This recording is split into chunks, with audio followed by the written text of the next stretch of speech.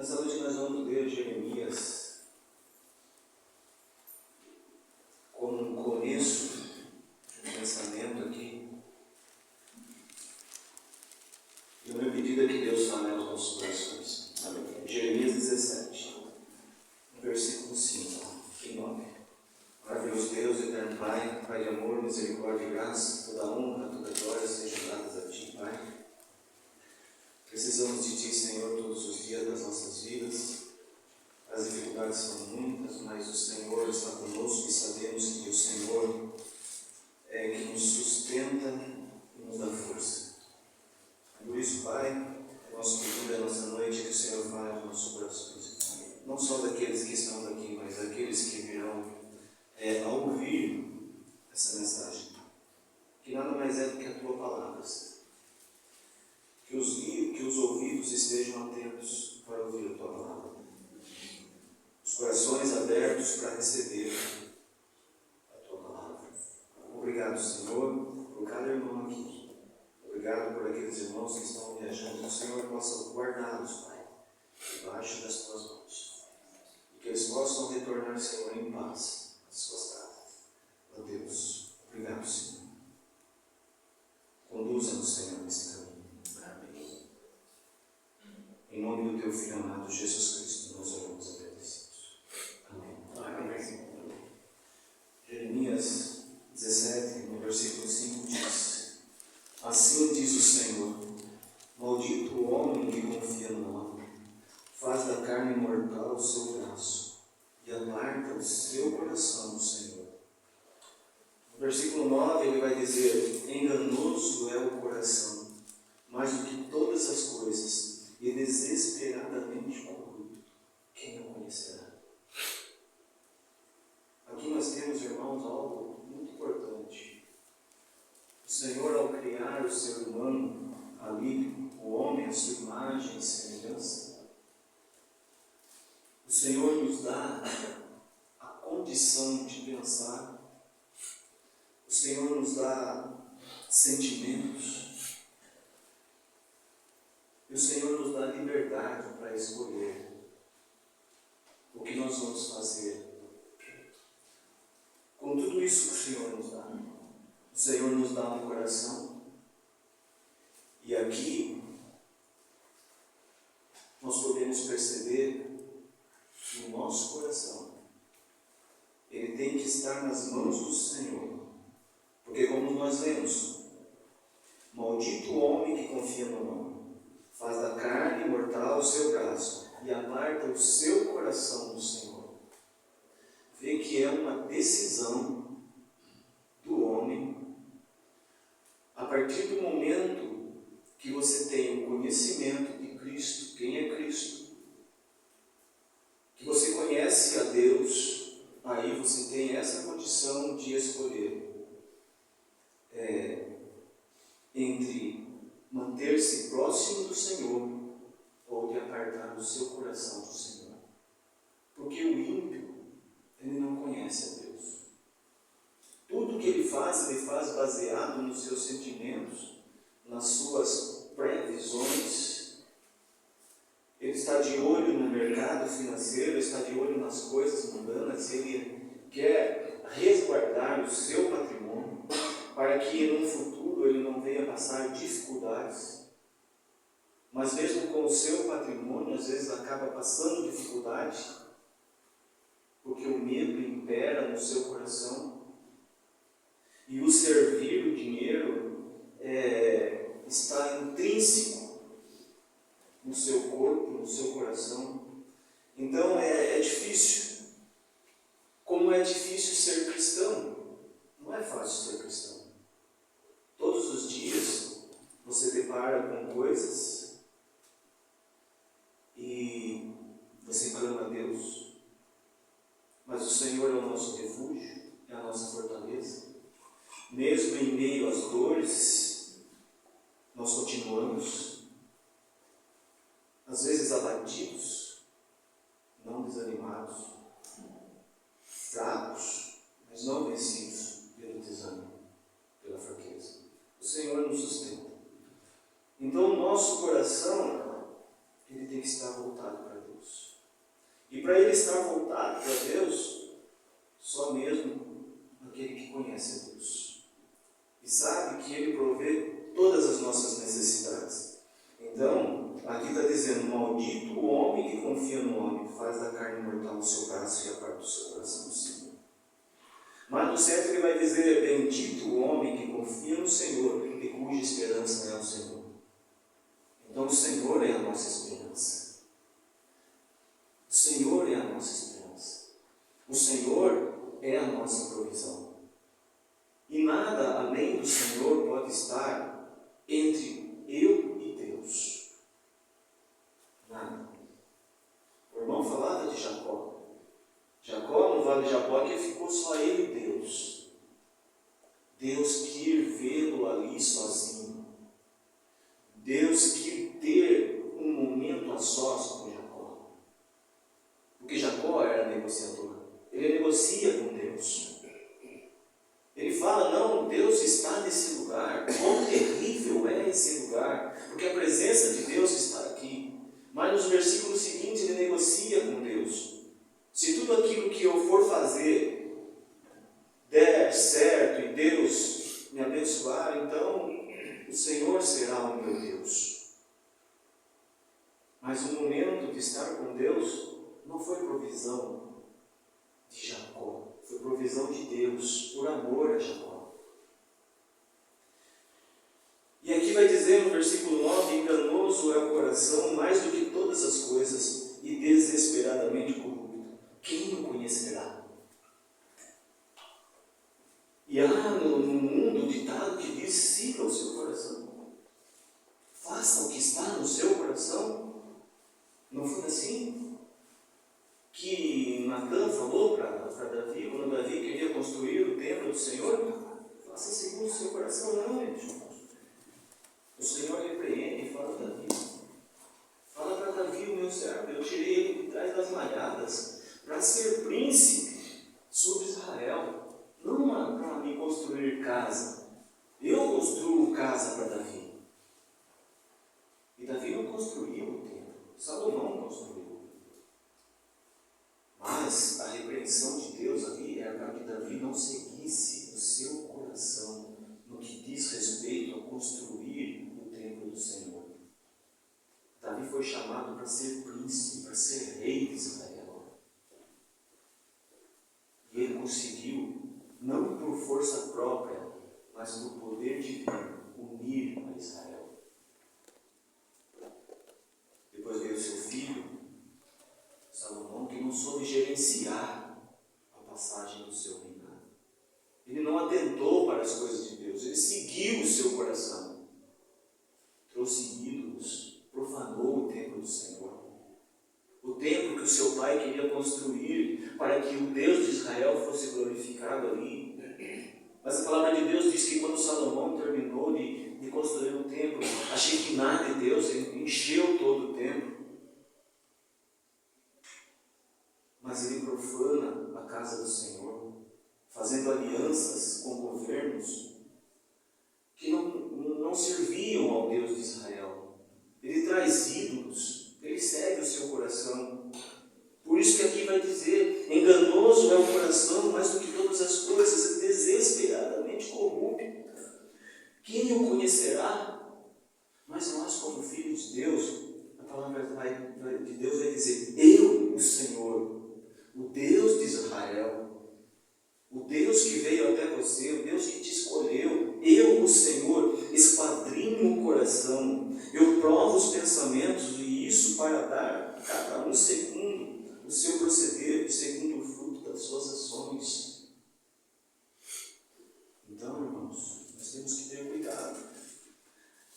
Aí quando eu volto um pouquinho, em Jeremias 7, no 21, vai dizer assim: olha, assim diz o Senhor dos Exércitos, o Deus de Israel: ajudai os vossos holocaustos aos vossos sacrifícios e comei carne. Porque nada falei a vossos pais no dia em que os tirei da terra do Egito, nem lhes ordenei coisa alguma acerca de holocaustos e sacrifícios. Deus não falou nada a respeito disso para eles. Mas isto lhes ordenei, dizendo: dai ouvidos à minha voz, e eu serei o vosso Deus, e vós sereis o meu povo. Andai em todo o caminho que eu vos ordeno, para que vos vá bem. Vê que Deus aqui, na sua preocupação, está aconselhando o seu povo a não tirar a sua atenção dele, a não desviar o seu coração dele. Por quê? Para que tudo vos vá bem. Nós, como igreja, como filhos de Deus, cristãos, enxertados na oliveira, enxertados na videira, sendo filhos de Deus por causa do Filho de Deus, o que mais nós vamos buscar, se não obedecer a palavra de Deus, para que tudo aqui possa nos ir bem? É um conselho de Deus, para que nós possamos, assim como o povo de Israel aqui, nós também, como igreja, ouvir a palavra de Deus, obedecer, andar nos caminhos do Senhor, que Ele tem preparado para nós, que é o seu próprio Filho, para que os nossos dias, enquanto nós estivermos aqui, vá bem. Apesar da dificuldade, ver o mundo em guerra, na iminência de uma terceira guerra mundial, por assim dizer. E nós somos separados. João 17, eu sempre falo, nós somos separados. O Senhor tem nos guardado, o Senhor tem provido as nossas necessidades, mas nós temos que cuidar, porque os dias são difíceis, né? Mas não deram ouvidos, nem atenderam, porém andaram nos seus próprios conselhos, e na dureza do seu coração maligno. O coração do homem desprovido de Deus é maligno, é mau. O homem mundano, ele não tem piedade, por isso que são chamados de ímpio. Não tem piedade. Não há piedade no coração do homem que não serve a Deus. Não há. O homem que serve a Deus, ele é voltado ao dinheiro, ao lucro imediato. E nós vemos que muitos caem em ciladas. Eu investi tudo que eu tinha porque a promessa era de um lucro abusivo. Não. Caiu no engano. Por quê? Porque o coração do homem, sem Deus, ele só pode servir a Mamon. Jesus fala isso. Há dois senhores. Ou vocês servem a Deus ou a Mamon, que é o dinheiro. O diabo não é Senhor. O diabo é servo de Deus.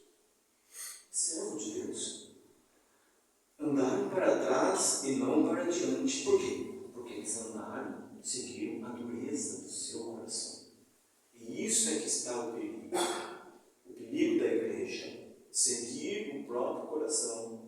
Não dobrar o joelho e consultar a Deus. Não sentar, abrir a palavra de Deus e ver qual conselho eu consigo com os exemplos dos antigos que já passaram por aqui, viveram dificuldades, pecaram contra Deus sim, mas se arrependeram. Mas como que eu posso fazer isso? Como que eu posso ter um coração contrito e quebrantado, voltado a Deus, onde Deus se alegre da minha vida, assim como Ele pôde dizer: esse é meu filho amado, a quem me comprazo. Esse é o meu filho amado, a quem eu me comprazo, a quem eu tenho todo o meu prazer. Como que eu posso fazer isso? A palavra de Deus, ao mesmo tempo que nos exorta, ela nos aconselha. Em 1 Pedro 5, vai dizer assim, 5, 6: humilhai-vos, portanto, sob a poderosa mão de Deus, para que Ele, em tempo oportuno, vos exalte. E há um ditado no mundo que não é a palavra de Deus, que diz: os humilhados serão exaltados. Não, é aqueles que se humilharem. Não é aqueles que se humilharem sob a poderosa mão de Deus, para que Ele, em tempo oportuno, vos exalte. Pode um coração mundano se humilhar? Pode um coração mundano, de um homem mundano, de uma mulher mundana, de uma pessoa mundana, ela se submeter sob a mão de Deus, ser submisso a Deus? Não pode, porque elas não conhecem, eles não conhecem.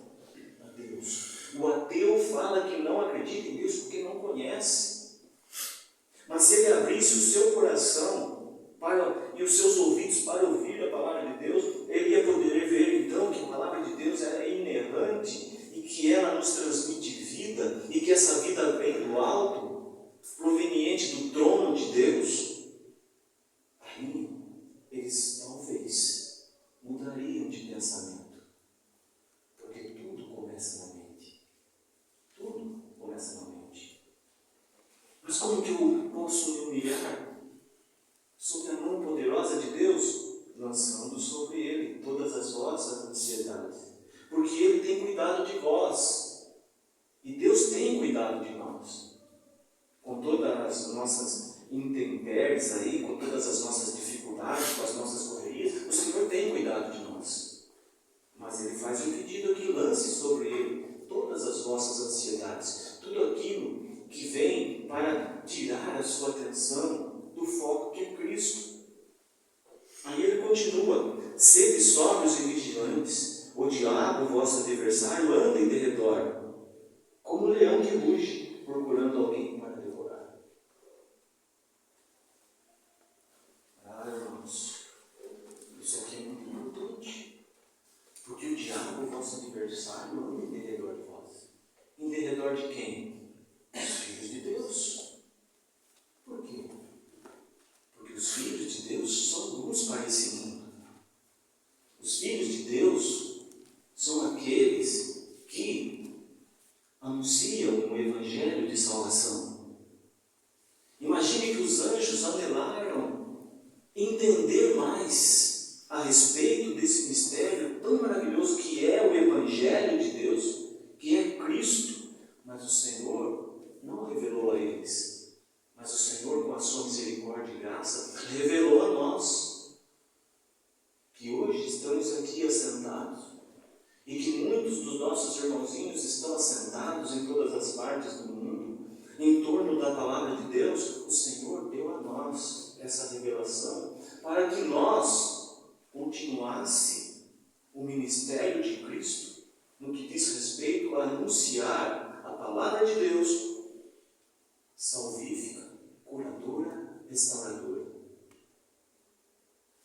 Então, irmãos, quando a palavra de Deus diz que o diabo anda em derredor de vós, tramando como um leão, buscando a quem possa devorar, em outra tradução, quem possa tragar, é muito interessante, porque mesmo nesses momentos, e agora nós vamos falar um pouquinho de tentação. O que é tentação? Os irmãos pararam para pensar um pouquinho a respeito disso, em toda essa caminhada?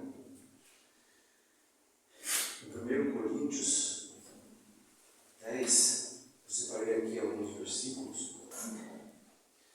Versículo 12. O que é tentação? Porque toda tentação provém do diabo, ela não provém de Deus. Não. Porque lá em Tiago 1, no versículo 13, vai dizer que ninguém, ao ser tentado, diga: sou tentado por Deus. Porque Deus não pode ser tentado pelo mal. E Deus a ninguém tenta. Porque toda tentação, ela é um convite para o pecado.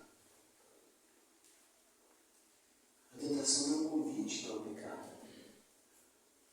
Numa próxima oportunidade, se puder, vamos falar de provação. A provação, sim, é de Deus, mas para a santidade.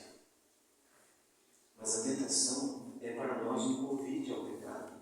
E aí, Paulo vai dizer aqui aos Coríntios, no capítulo 10, versículo 12: aquele, pois, que pensa estar em pé, veja que não caia. Veja que não caia. Maldito o homem que confia no homem, que faz da sua carne a sua força, do seu braço. Maldito o homem que confia no homem. Então está dizendo aqui: aquele, pois, que pensa estar em pé, veja que não caia. E ele vai dizer: não vos sobreveio tentação que não fosse humana, mas Deus é fiel e não permitirá que sejais tentados além das vossas forças. Pelo contrário, juntamente com a tentação, vos proverá um livramento, de sorte que a possais suportar. Aqui está falando de um filho de Deus que coração voltado a Deus, que segue a palavra de Deus, mas que não está isento da tentação no nosso dia a dia, no nosso trabalho, dentro da nossa casa, quando nós pegamos o celular para fazer alguma coisa, quando nós estamos diante da televisão, há muitas ofertas ali. E aí, se o nosso coração está voltado para Deus, confiante nele, na força dele, na provisão dele, no sustento dele, ele nos guardando, aí sim nós temos condição de vencer a tentação, porque o Senhor está provendo para nós o livramento. Que nós possamos entender, irmãos. E aí, nós vamos um pouquinho mais em Tiago. E o livro de Tiago, considerado como palha ao fogo por Lutero, é um livro precioso da palavra de Deus, que o Senhor fala aos seus através da vida de Tiago, e que essa palavra tão maravilhosa chega até nós. E aí, como eu li no capítulo 1:13, ninguém ao ser tentado diga sou tentado por Deus, porque Deus não pode ser tentado pelo mal, e Ele mesmo a ninguém tenta, ao contrário, cada um é tentado pela sua própria cobiça, quando esta o atrai e seduz. Então a cobiça, depois de haver concebido, dá luz ao pecado, e o pecado, uma vez consumado, gera morte. Onde ocorreu a primeira tentação? No Éden. Quando a serpente, o diabo, se apresenta a Eva e ele distorce a palavra de Deus. Não foi assim que Deus disse: não comerás de todas as árvores do paraíso? Não foi isso que Deus disse. Não comerás. Não, de tudo você poderá comer, menos da árvore do conhecimento do bem e do mal. Mas ela diz: não, o Senhor disse que da árvore do meio do jardim nós não deveríamos comer, porque quando nós comermos, nós morreremos. Não, não é assim. Deus sabe que quando vocês comerem dessa árvore, vocês serão iguais a Ele, conhecedores do bem e do mal. Vocês serão iguais a Ele. Percebe a oferta? Percebe a tentação? Percebe a mentira do pai da mentira, oferecendo algo que não é dele, oferecendo algo que ele tentou, mas não conseguiu e foi expulso, ser igual a Deus? E todos aqueles que acreditaram nele também foram expulsos. Então ele oferece uma coisa que não é dele, ele mente, distorce a palavra de Deus, mas aí vem a cobiça do ser humano. Não é porque era Eva. Não. Poderia ser diretamente Adão. A cobiça, ela viu que o fruto era agradável aos olhos e que o paladar excelente. E ela come e dá ao seu marido. Percebe? Então a cobiça, depois de haver concebido, dá luz ao pecado. O pecado, uma vez consumado, gera a morte. Separação de Deus. Separação de Deus. Lázaro come das migalhas da mesa do rico. Os cachorros que passavam lambiam as suas feridas. Mas há dois destinos ali. Lázaro morre e vai para o seio de Abraão.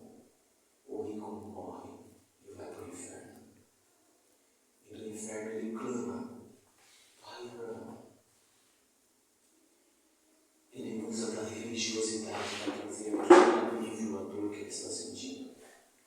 Mas quando ele estava aqui, nesse corpo mortal, ele não atentou para o Deus de Israel. Ele atentou para o seu dinheiro, para a sua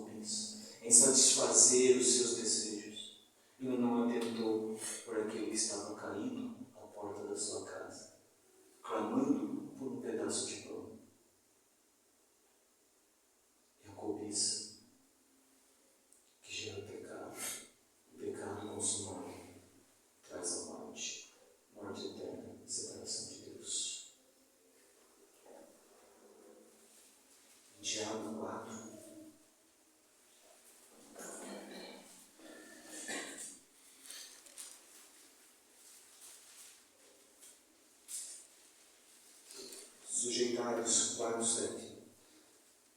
Sujeitai-vos, portanto, a Deus, mas resisti ao diabo e ele fugirá de vós.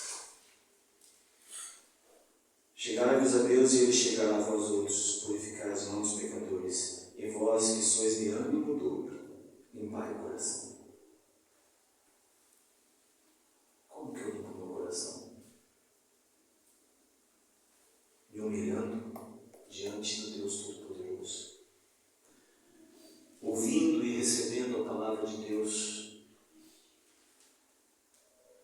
como sendo ela vida para mim, como sendo ela perdão para os meus pecados, como sendo ela um norte para a minha vida enquanto aqui. Ouvindo a palavra de Deus e praticando a palavra de Deus a ponto de eu estender a minha mão ao caído e levantá-lo e dizer a ele as maravilhas de Cristo para a vida dele e que há esperança para a vida dele em Cristo, que há salvação para ele em Cristo, e que se ele crê em Cristo de todo o coração, será salvo ele e a casa dele. Assim como Paulo disse àquele carcereiro: crê no Senhor Jesus e você será um dos nossos. O Senhor tem salvação. O Senhor quer salvar as pessoas. Mas tudo começa quando nós vigiamos e não entramos em tentação. Porque a tentação quer que nós venhamos a nos afastar de Deus. Sujeitai-vos, portanto, a Deus. Resisti ao diabo e ele fugirá de vós. Sabe, irmãos, quando nós sabemos que nós somos filhos de Deus, nós devemos saber que nós não estamos isentos de ser tentados no nosso dia a dia. Se não, vejamos Abraão. Deus promete a ele um filho, porque ele pede a Deus um herdeiro. Eu não tenho herdeiro. O servo nascido na minha casa, ele vai herdar tudo que eu tenho. Eu não tenho descendência. Mas o Senhor promete a ele um herdeiro, Senhor. Está lá em Gênesis 15. O Senhor promete a ele que vai dar a ele um herdeiro e que a sua descendência seriam como as estrelas do céu. O Senhor fala para ele: olhe para o céu, conte as estrelas se você puder. Assim será a sua descendência. E a descendência de Abraão perdura até hoje. Nós podemos dizer que nós somos descendência de Abraão por causa do descendente de Abraão, que veio até nós, que foi crucificado, morto, mas ressuscitou, está sentado à direita de Deus Pai. E hoje nós somos filhos de Deus por causa do Filho de Deus. Nós somos descendência de Abraão por causa do descendente Jesus Cristo, descendente de Abraão, da tribo de Judá,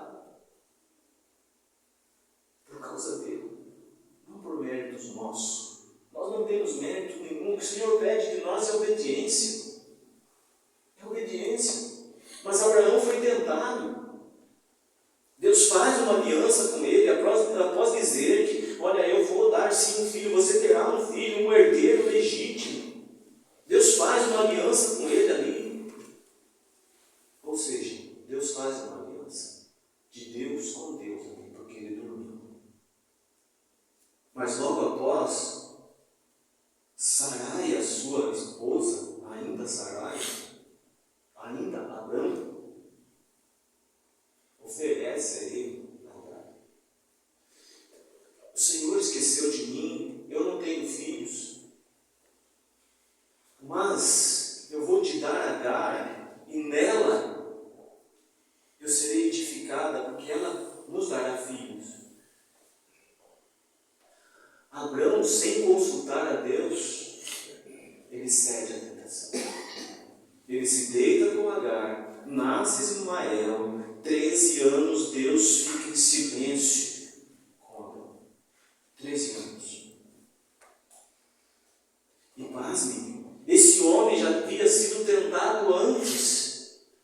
não cedeu à tentação. Mas agora ele cai. Ele se deita com Agar, nasce Ismael e até hoje o resultado dessa relação com Agar reflete até hoje no mundo árabe. E os judeus passam dificuldades ali com o mundo árabe. Mas Deus guarda os seus.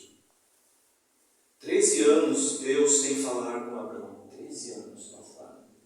E aí quando Deus volta novamente, lá em Gênesis 17:1, quando o Senhor volta a conversar com Abraão, depois de passado 13 anos, o Senhor se apresenta a ele. Agora Abraão está com 99 anos, o Senhor aparece a ele e diz: eu sou o Deus Todo-Poderoso, anda na minha presença e ser perfeito. O que é ser perfeito aqui? Obediente. Deus está dizendo para ele: você cometeu um deslize, você desviou de mim, você afastou o seu coração de mim, embora que momentâneo, você trilhou outro caminho, você buscou um atalho. Não existe atalho na vida do cristão, o caminho é Cristo. E Deus então diz para ele: anda na minha presença e seja obediente, obedeça. E lá em Hebreus, quando nós vamos ver lá em Hebreus 11, os heróis da fé, fala que Abraão ouviu a voz do Senhor e obedeceu. Mas no momento de fraqueza na sua vida, embora Deus tenha prometido a ele, é a mesma história de Jacó. A primogenitura era dele. Mas ele negocia, ele faz os seus entrelaces ali para tentar adiantar o seu lado e não é nada de acordo com a vontade de Deus, sofre tudo que sofreu, até estar no momento exato no vale de Jaboque, e ele, Deus, para que haja ali um conserto. Imagine Abraão, que ouve a voz do Senhor lá em Ur dos Caldeus, dizendo para ele: sai da tua casa, do meio da tua parentela, vai para uma terra que eu te mostrarei. Ele vai. E agora ele, 13 anos sem ouvir a voz do Senhor, porque cedeu à tentação.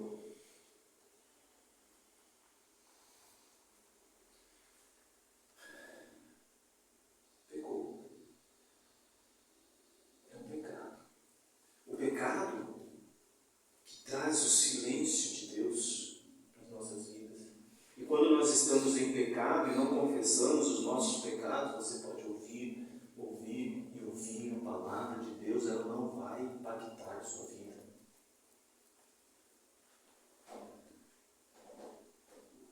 E aí nós vamos, irmãos, em Juízes 16, fala de Sansão. Eu não vou ler, porque nós conhecemos a história. Sansão, ele deposita a força que ele tem no seu braço. É a soberba da vida. É a soberba. Ele confia em si. Ele deixa de olhar para o Deus de Israel. Ele começa ali um relacionamento com Dalila ali. E aí ela tenta descobrir o segredo dele. Mas o diabo, ele é minucioso. Ele vem com palavras doces. Ela sussurra no ouvido dele: como que você diz que me ama, se o seu coração não está comigo? Você tem me enganado. E aquele insistir dela vai atormentando ele, até que ele abre o seu coração para ela. E nós sabemos de tudo que aconteceu.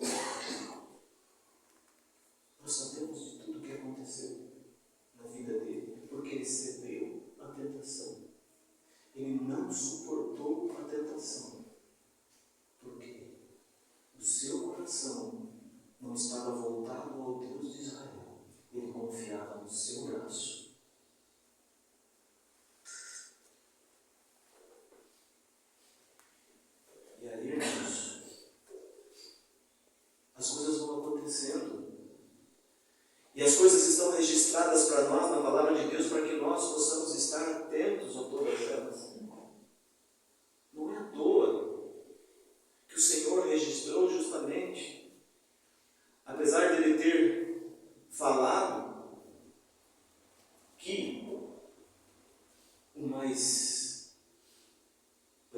ser filho mais moço, Esaú e Jacó, filhos de Isaac com Rebeca. Deus já tinha falado, o mais velho, que nascer primeiro, vai servir o próximo que vier. Mas é interessante que mesmo assim ainda, Esaú, ele detinha a primogenitura. E mesmo sabendo que ele era o primogênito e que ele detinha a primogenitura, ele troca o que é santo pelo profano. Ele troca a sua primogenitura por um prato de lentilha. Vê como que o coração desprovido da presença de Deus negocia e barganha as coisas divinas a troco de coisas terrenas. E aí, quando vê que está no meio de toda a confusão, de todo imbróglio, quer entender o porquê daquilo e se revolta consigo mesmo, e se revolta com Jacó a ponto de querer tirar a vida dele. Mas espera aí, quem que negociou aquilo que era mais divino e sagrado na sua vida, a primogenitura? A troco de um prato de lentilha, de saciar momentaneamente a sua fome, e às vezes a tentação é para saciar momentaneamente o nosso prazer carnal. E quando nós fazemos a vontade da carne, nós não estamos fazendo a vontade de Deus, e isso nos separa de Deus, porque aí entra a questão do pecado. Não é difícil nós entendermos isso, que o Senhor quer de nós obediência. Porque ele pediu a Abraão obediência. Um homem que, convicto da sua fé,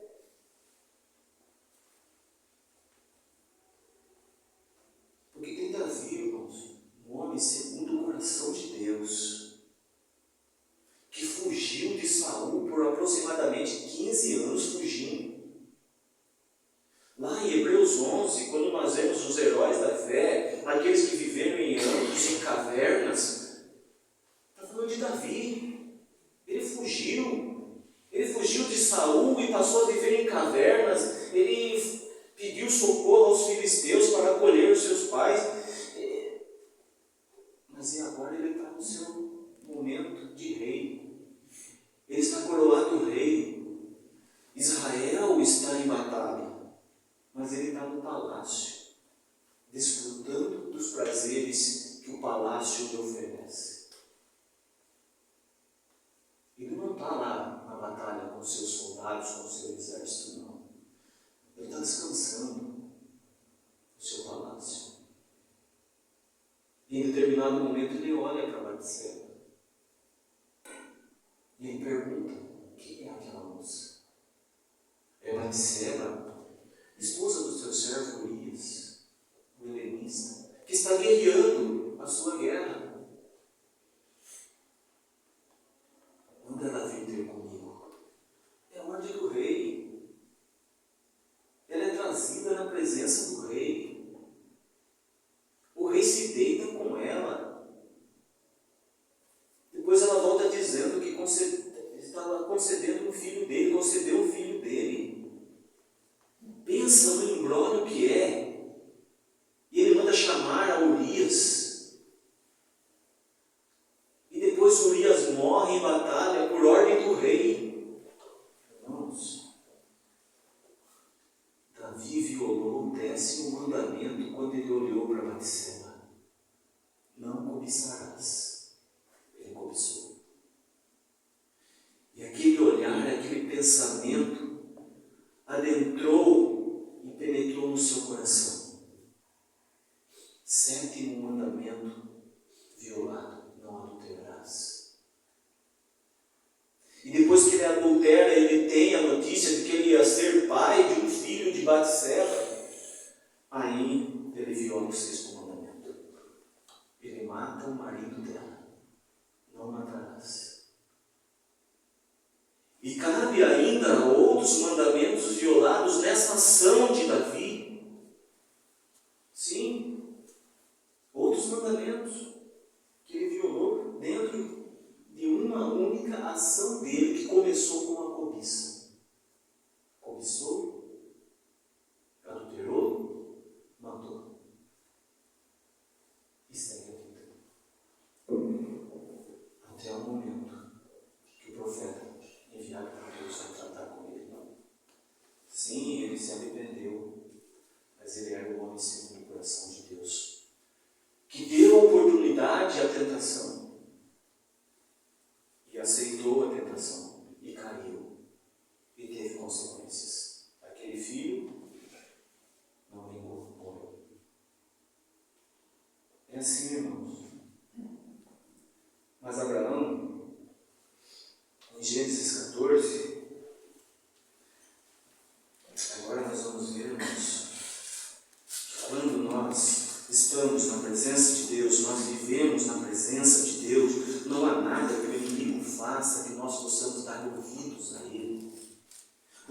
tentação, irmãos, a tentação o que é? É a concupiscência da carne, é a concupiscência dos olhos, é a soberba da vida. E quando eu vejo que a concupiscência da carne, o que é? É o desejo de sentir alguma coisa. Desejo da carne. Desejo de sentir alguma coisa. É nesse desejo que entra o pecado. Glutonaria, pornografia, bebedice, o hedonismo, que é a dedicação ao prazer da carne. Percebe que o homem mundano, ele vive o hedonismo. É o prazer da carne, em primeiro lugar. A concupiscência dos olhos é aquilo que você vê e desperta em você a cobiça, levando ao pecado e até mesmo ao pecado da inveja. Será que Davi não sentia inveja de Urias de ter uma esposa tão formosa a ponto de desejá-la? Tudo começou com a cobiça. Concupiscência dos olhos, concupiscência da carne e a soberba da vida. A soberba da vida, irmãos, é a tentação de você querer ser conhecido por todos, estar acima de todos e ostentar aquilo que você tem, materialmente falando. É o que nós vemos no mundo hoje. Todos os artistas aí, eles ostentam tudo aquilo que eles têm. É a soberba da vida. Mas quando nós estamos com o coração voltado a Deus, com o foco voltado a Cristo, nós vamos ver que aquele Abraão que cedeu à tentação e deitou-se com Agar, antes desse ocorrido, teve a guerra dos 5 reis contra 4. E levaram o seu sobrinho Ló cativo de Sodoma. Abraão foi avisado. Ele reúne 318 homens de guerra para ir resgatar o seu sobrinho e trazer de volta não só o seu sobrinho, mas todos os bens que foi saqueado, inclusive os bens pertencentes a Ló. Ele vai guerrear junto com o rei de Sodoma. E é interessante que depois de vencido aquela batalha, 5 reis contra 4, aí Abraão está ali refletindo tudo o que aconteceu e Melquisedeque apresenta-se a ele, rei de Salém, e traz para ele pão e vinho. E Melquisedeque era sacerdote do Deus Altíssimo. Ele abençoa Abraão e diz: bendito seja Abraão pelo Deus Altíssimo que possui os céus e a terra, e bendito seja o Deus Altíssimo que entregou os teus adversários nas tuas mãos. Bendito seja Abraão, porque é filho de Deus, mas bendito seja Deus, porque foi Deus que deu os adversários da sua mão. Foi Deus que proveu para você a libertação do seu sobrinho. Foi Deus que te deu vitória. E Abraão sabe disso, ele está consciente, mas a tentação vem. A tentação vem, porque o rei de Sodoma se aproxima de Abraão e diz: dá-me as pessoas e os bens ficarão contigo. Todas as pessoas você me entrega. Iam servir de escravos para o rei de Sodoma. E todos os bens saqueados podem ficar com você.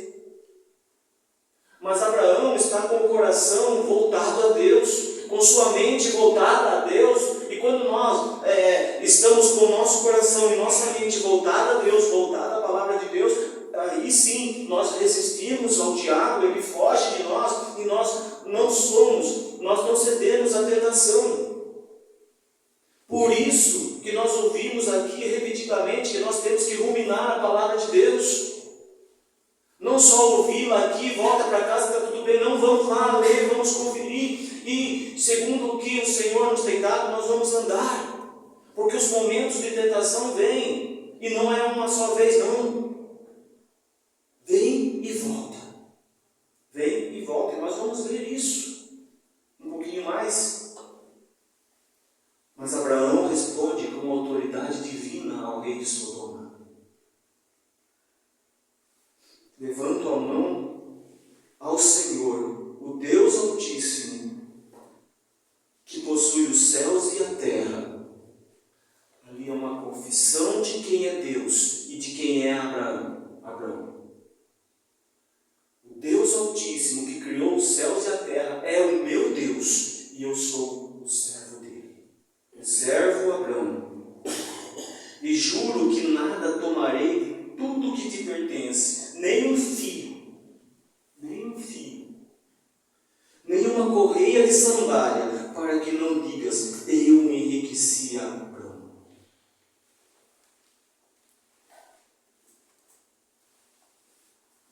Isso é maravilhoso, irmãos, porque os filhos de Deus, que são verdadeiros filhos de Deus, têm os seus deslizes, sim, mas nós temos que, todos os dias das nossas vidas, ao acordar de manhã, clamar pela misericórdia de Deus. Porque, como nós lemos, o diabo anda em derredor, buscando quem possa tragar. Não foi diferente na vida de José. Aquela mulher de Potifar atentou tanto a vida dele, quis deitar-se com ele, mas era um jovem que foi jogado ali naquela vala, ali, e no momento que ele passou ali, jogado pelos seus irmãos ali naquele buraco ali, ele tinha a visão dos céus, era só ele e Deus. Ele sofreu ali, ele clamou por socorro. Aquele jovem é vendido como escravo ao Egito, ele vai parar na casa de Potifar. Mas a presença de Deus era com ele, porque a Bíblia assim afirma, Deus estava com ele, e tudo começa a prosperar na casa daquele homem ali. E aquele homem chega ao ponto de deixar tudo aos cuidados dele. E olha, em tudo você pode tocar, mas veda a esposa. Nela você não pode tocar, ela é minha esposa, e ele sabe disso, e ele é obediente, porque ele é obediente primeiramente a Deus. Ao ponto dele ter que dizer para aquela mulher, olha, o seu Senhor, ele não é maior do que eu nessa casa, porque ele não sabe nada que tem aqui, tudo ele entregou em minhas mãos, menos você. Você é a esposa dele. Agora, cometeria eu tamanha maldade contra o meu Senhor, falando de Potifar, e pecaria contra Deus? De maneira nenhuma, a ponto de fugir, e foi parar na prisão. Então, irmãos, aquele jovem José, com o coração voltado a Deus, ele vence a tentação. Abraão, com o coração voltado a Deus, ele vence a tentação do rei de Sodoma. E nós sabemos que ali é o inimigo trabalhando para derrubar o Filho de Deus. E assim nós vamos, irmãos. Mas já, para terminar, em Lucas 4, nós vemos a tentação que Jesus sofreu. E vale a pena nós darmos uma olhada, irmãos. Porque muitos dizem, mas Jesus, sim, Jesus. Mas Jesus, ele era Deus, ele era filho de Deus, mas ele era humano. E sofreu tentação, mas tinha uma diferença, que ele era cheio do Espírito Santo. Porque a palavra de Deus diz assim, olha, Jesus, cheio do Espírito Santo, voltou do Jordão e foi guiado pelo mesmo Espírito no deserto. Durante 40 dias sendo tentado pelo diabo, nada comeu naqueles dias, ao fim dos quais teve fome. Disse-lhe então o diabo, se és o Filho de Deus, manda que esta pedra se transforme em pão. Mas Jesus lhe respondeu, está escrito, não só de pão viverá o homem. E levando-o, mostrou-lhe num momento todos os reinos do mundo.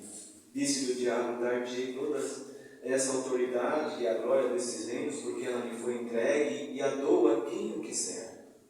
Portanto, se prostrado me adorares, toda será tua. Mas Jesus lhe respondeu, está escrito, ao Senhor teu Deus adorarás e só a Ele darás culto. Então levou-o a Jerusalém e o colocou sobre um pináculo do templo. E aí ele vai usar a palavra de Deus distorcida para tentar Jesus.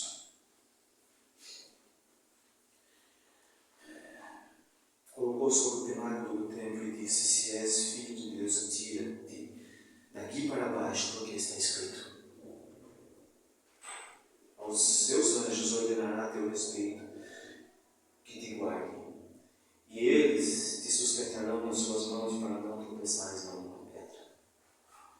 Respondeu-lhe Jesus, dito está, não tentarás o Senhor teu Deus. Soberba da carne, concupiscência dos olhos, concupiscência da carne, soberba da vida. Jesus foi tentado em tudo. Passadas que foram as tentações, e aí nós vamos entender Abraão, porque ele resiste à tentação do rei de Sodoma, mas cede à tentação da sua mulher, oferecendo-lhe Agar. Passadas que foram as tentações de toda sorte, apartou-se dele o diabo até o momento oportuno. Não pense, irmãos, que nós estamos livres. Não pense. Nós estamos aqui no mundo caído, onde as ofertas do demônio, ela é constante todos os dias da nossa vida. Por isso, ao levantar pela manhã, precisamos clamar a misericórdia de Deus, que o Senhor nos guarde mais esse dia. E o Senhor nos guarda, sujeitando-nos sob a mão poderosa do Senhor. Ele nos dá vitória. E depois tem mais, Jesus foi tentado novamente, irmãos. Ele está lá com os seus discípulos dizendo, olha, eu vou para Jerusalém, eles vão me prender, eu vou sofrer, vou ser crucificado. Não faça isso contigo, tenha compaixão de ti. Pedro vai dizer isso para Jesus, tenha compaixão de ti, de modo algum isso vai te acontecer, não vá para lá. Mas não era Pedro que estava dizendo, mas aquele que no momento estava em Pedro dizendo, porque ali, na crucificação de Cristo, as trevas estavam ali polvorosas, para que Jesus não passasse pela cruz. E há aqui uma tentativa dizendo, tenha compaixão de ti, de modo algum isso vai te acontecer, não vá para lá. Arreda-te de mim, Satanás, porque você é para mim pedra de tropeço. Você não cogita das coisas de Deus, você cogita das coisas do homem, dos homens. Você é para mim pedra de tropeço, e é isso que o inimigo é para nós. Por isso, cuidado, irmãos, estejamos atentos, porque aquele que venceu todas as tentações, ele então agora está ao lado do Pai, intercedendo por nós. Em Hebreus 4 vai dizer, porque não temos sumo sacerdote que não possa compadecer-se das nossas fraquezas. Antes foi ele tentado em todas as coisas, a nossa semelhança, mas sem pecado. E por isso ele intercede por nós, porque ele sabe o que é viver num mundo onde jaz no maligno, onde a tentação para pecar ela é constante, para que afaste os filhos de Deus da presença de Deus. Ele sabe como que é. Ele sabe. Hebreus 2,18.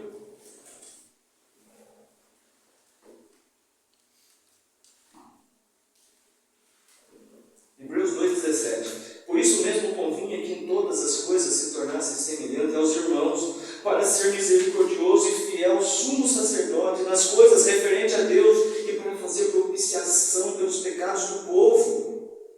Então ele se fez semelhante a nós, para ele poder ser então, vencer tudo e ser sumo sacerdote diante de Deus e para fazer propiciação pelo pecado do povo, pois naquilo que ele mesmo sofreu, tendo sido tentado, é poderoso para socorrer os que são tentados. Falando de nós, irmãos, ele venceu toda a tentação. E por esse ato misericordioso de Jesus, lá em Atos 2:22, vai dizer que ele, nas palavras de Pedro, após a descida do Espírito Santo, em Pentecostes, lá, Atos 2:22, vai dizer que ele, Jesus Cristo, é o varão aprovado por Deus.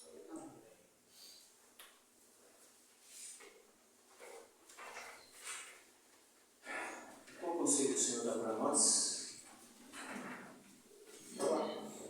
Mateus 26.